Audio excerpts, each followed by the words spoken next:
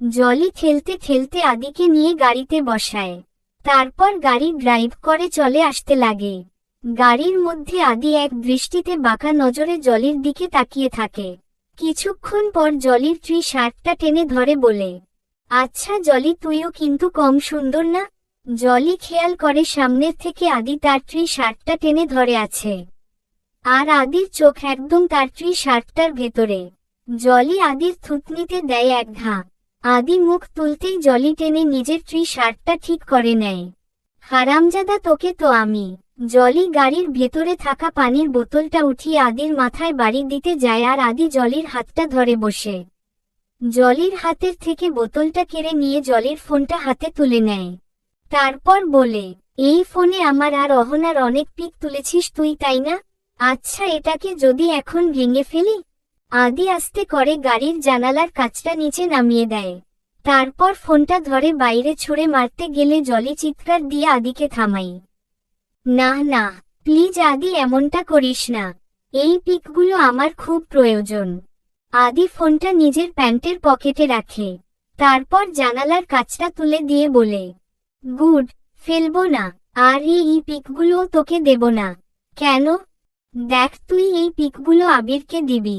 আবির আবার এসে আমাকে মারবে, এটা একটা বোকামির কাজ হয়ে গেল না? আমি জেনে শুনে আবিরের হাতে মার কেন খেতে যাব? প্লিজ আদি, ওই পিকগুলো আমার খুব দরকার। ফোনটা আমায় দে, আমি তোকে অনেক টাকা দেব। থাক, টাকা দিবি? আমার কাছে টাকার কোনো অভাব আছে নাকি? আমার তো চাই অন্য কিছু। কি?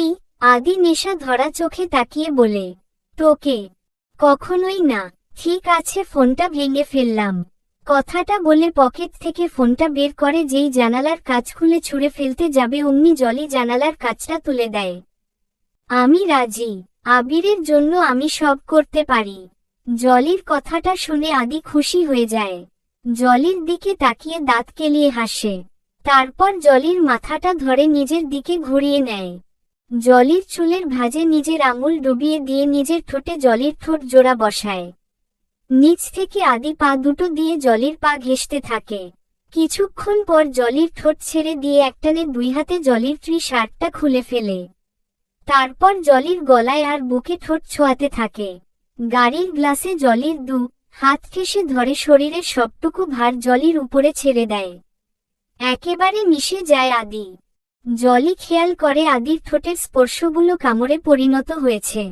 হাতের স্পর্শগুলো এখন নখের আঁচড় বসিয়ে দিচ্ছে। ব্যথায়, রাগে, ক্ষোভে জলির চোখ বন্ধ করে রাখে। জলির বন্ধ চোখের কোণ ঘেঁষে পানি গড়িয়ে পড়তে থাকে। তবুও সে আদির এই অত্যাচার সহ্য করে, শুধুমাত্র আবিরকে পাবে বলে। জলি না চাইতেও আরও একবার আবিরকে পাওয়ার আশায় আদির কাছে নিজেকে সমর্পণ করে দেয়। তবে এবার আর আদি কাঁচা খেলা খেলেনি। গাড়ির ভেতরে তাদের জনের সাথেও আদি আরেকটা চোখ ফিট করে রেখেছে, সেটা জলির অজানা। দুপুরে অফিসে বসে আবির অহনার কথা ভাবছে। এখন আবির ফ্রি আছে, ভাবে এই সময়ে অহনার সাথে একটু কথা বলে নিলে মন্দ হয় না। আবির ফোনটা হাতে নিতেই টুংটাং করে মেসেঞ্জারে শব্দ বেজে ওঠে। মেসেজ সিন করে দেখে অহনার সাথে আদির পিকগুলো, যা দেখে আবিরের চোখ দুটো রাগে গোজগোজ করতে থাকে। পিকগুলো ছিলই এমন যা বিশ্বাস করার মতন। আবির আবার দিশেহারা হয়ে যায়। ভাবে, অহনা তাকে ঠকিয়েছে। কাল রাতের দেখা অহনার আর আদির একসাথে কিছুই মিথ্যা নয়। জলি ঠিকই বলেছে।